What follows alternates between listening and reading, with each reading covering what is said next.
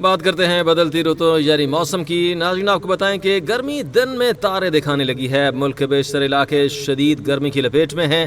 اس حوالے سے محکمہ موسمیات کا کہنا ہے کہ دادو سب سے زیادہ گرم علاقہ بن گیا. درجہ حرارت 49 ڈگری سینٹی گریڈ تک پہنچ گیا. سرگودھا، بھکر، رحیم یار خان، بہاول نگر، سبی میں پارا 47 ڈگری سینٹی گریڈ تک ریکارڈ کیا گیا. مونجڈارو اور لاڑکانہ میں ٹیمپریچر 46 ڈگری سینٹی گریڈ تک پہنچا. لاہور سمیت پنجاب بھر میں پارا 43 ڈگری کو چھو گیا. اس حوالے سے آپ کو بتائیں کہ پشاور میں دن بھر میں شدید گرمی کے بعد بھی شام کو بادلوں کی انٹری ہوئی. اس حوالے سے میاں عامر جمیل ہمارے ساتھ موجود ہیں. جی میاں عامر جمیل، موسم کی کیا تازہ ترین صورتحال ہے اور موسم کا حال بتانے والوں کا اس حوالے سے کیا کہنا ہے؟ اس وقت پروفیسر محمد عمران صاحب موجود ہے جو کہ یہاں پر کنسلٹنٹ ہے، ایز اے سینئر جو ہیں اس وقت ایک یونٹ کے میڈیکل یونٹ کے انچارج ہیں، جو کہ فزیشین ہیں. ان کے ساتھ ہم بات کرتے ہیں. جیسا کہ آپ کو پتہ ہے اس وقت جو صورتحال چل رہی ہے لاہور میں، اگر ہم لاہور کی بات کریں، پورے پاکستان کی بات کریں تو ہیٹ ویو کا خدشہ برقرار ہے. اس وقت دیکھا جائے تو ہیٹ ویو کی وجہ سے کافی زیادہ جو ہے مسائل سامنے آ رہے ہیں. تو اس وقت میرے ساتھ جو پروفیسر عمران صاحب ہیں ان سے پوچھتے ہیں کہ اکثر لوگ جو بیمار ہو جاتے ہیں اس طرح کے موسم میں، تو ان کے لیے کیا احتیاطی تدابیر کرنی چاہیے. اچھا سر، سب سے پہلے تو آپ کا بہت بہت شکریہ، آپ نے ہمیں ٹائم دیا. سب سے پہلے سر میں آپ سے یہ پوچھنا چاہ رہا ہوں کہ جیسا کہ پتہ ہے اس وقت جو صورتحال چل رہی ہے موسم کی، محکمہ موسمیات کی جانب سے بھی یہ پریڈکشن دی گئی کہ 19-20 تاریخ تک ہیٹ ویو ہو سکتی ہے، اور اس وقت ٹیمپریچر جو ہے 42-43 ڈگری سینٹی گریڈ لاہور کا جا رہا ہے. تو اس سلسلے میں آپ کے پاس پیشنٹ بھی رپورٹ ہو رہے ہوتے ہیں، تو آپ سر اس حوالے سے کیا کہیں گے کہ کس طریقے سے اس موسم سے بچا جا سکے؟ السلام علیکم ناظرین. دیکھیں، اس میں پہلی تو چیز ہے نا، ہم مریضوں کو یا جنرل پبلک کو نا دو گروپ میں بیسیکلی تقسیم کر لیتے ہیں. ایک ایسے لوگ جن کو اس ٹیمپریچر سے یا ہیٹ ویو سے نقصان ہونے کا خطرہ زیادہ ہوتا ہے، اور کچھ لوگ ایسے ہوتے ہیں جن کو یہ ہیٹ ویو سے نقصان ہونے کا خطرہ کم ہوتا ہے، اگرچہ خطرہ ان کو بھی ہوتا ہے. لیکن ایسے مریض ہیں جو کہ بہت بزرگ ہیں، بہت چھوٹے بچے ہیں، ڈائبٹیز کے مریض ہیں، ہارٹ کے مریض ہیں، یا گردوں کے مریض ہیں، یا جگر فیل ہو گیا ہے.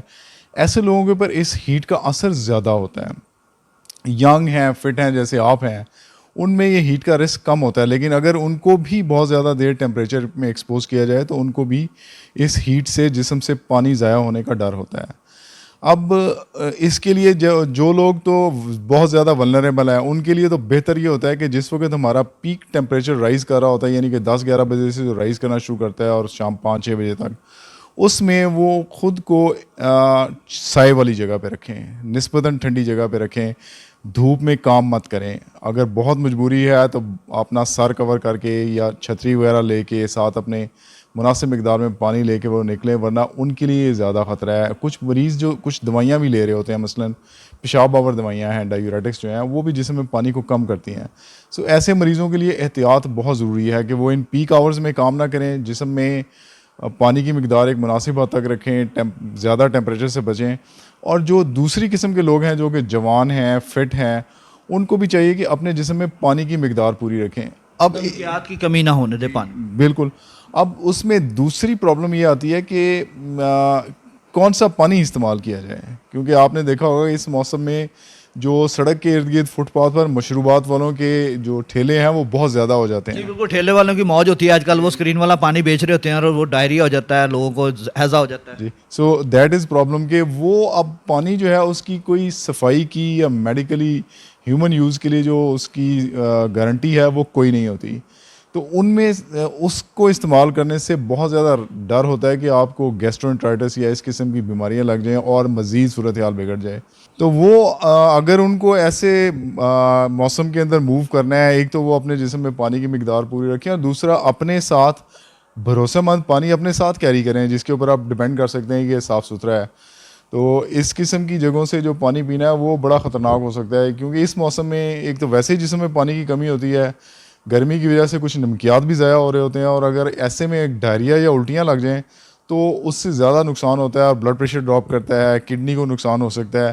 اس لیے اس موسم میں یہ احتیاط رکھنا تو بہت ضروری ہے. اچھا سر، آپ نے انتہائی مفید مشورے ہمارے ناظرین کو دیے. سر ایک پوائنٹ ہے، بہت کامن پوائنٹ ہے آپ کو، جیسا کہ آپ کو پتہ ہے آج کل واٹر میلن کا سیزن ہے، خربوزے کا سیزن ہے، جسے دوانا بھی کہتے ہیں، تربوز جسے دوانا بھی کہتے ہیں. خربوزہ جو ہے وہ لوگ اکثر کھاتے ہیں، دڑم کوئی گرمی دور کرتا ہے، یہ صحت کے لیے بالکل نو ڈاؤٹ وہ صحت کے لیے اچھا تھا، لیکن اس کے بعد پانی پی لیتے ہیں، اس کے بعد حیضہ ہو جاتا ہے. تو یہ ہمارے ناظرین جاننا چاہتے ہیں یہ حیضہ کیسے، کیا واٹر میلن جو ہے تربوز کی وجہ سے حیضہ ہو سکتا ہے، خربوزے کی وجہ سے حیضہ ہو سکتا ہے، کون سی ایسی خوراک جو استعمال کرنی چاہیے اس طرح کے موسم میں؟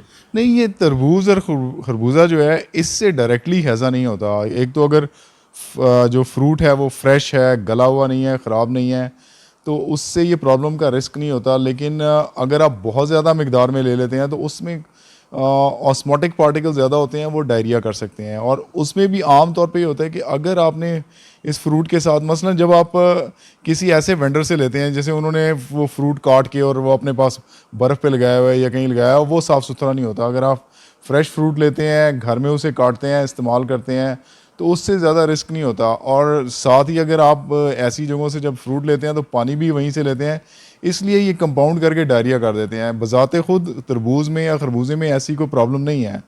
وہ تو اگر آپ بہت زیادہ استعمال کریں تو پاسبل ہوتا ہے کہ ڈائریا ہو سکتا ہے.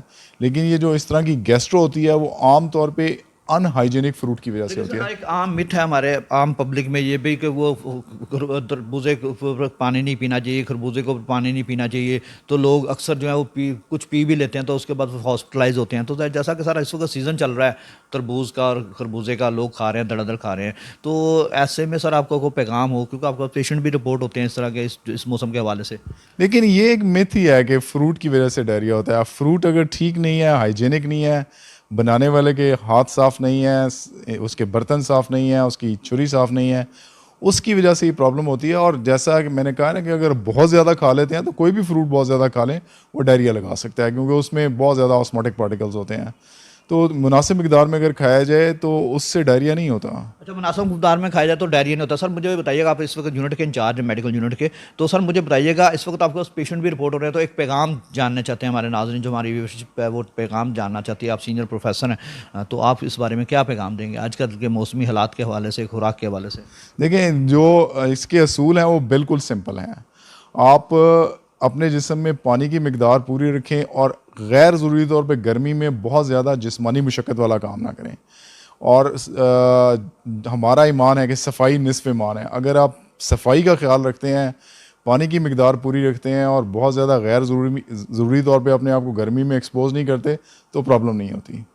جی بالکل، جیسا کہ آپ نے یہاں پر جو یونٹ کے انچارج سے میڈیکل یونٹ پروفیسر عمران جو ہے ان کی بات سنی، انہوں نے عوام کو یہی پیغام دیا ہے کہ اس طرح کے موسم میں خاص طور پر آپ کے اندر جو ہے پانی کی کمی نہ ہونے دیں، مشروبات کا استعمال کریں، لیکن ہائیجینک مشروبات کا استعمال نہ کریں، بلکہ آپ واٹر میلن بھی استعمال کر سکتے ہیں، خربوزہ بھی استعمال کر سکتے ہیں، لیکن جو ہائی کوالٹی کا اس کو استعمال کریں. لیکن ساتھ ساتھ اگر کوئی اس طرح کی علامات سامنے آتی ہے تو فوری طور پر جو یہاں پر ہاسپٹل موجود ہیں وہاں پر جائیں اور وہاں پر اپنا علاج معالجے کا سلسلہ شروع کریں. لیکن جو صورتحال ہے اس وقت دیکھا جائے تو گرمی کی شدت میں مزید آئندہ آنے والے دنوں میں اضافہ ہو سکتا ہے. جی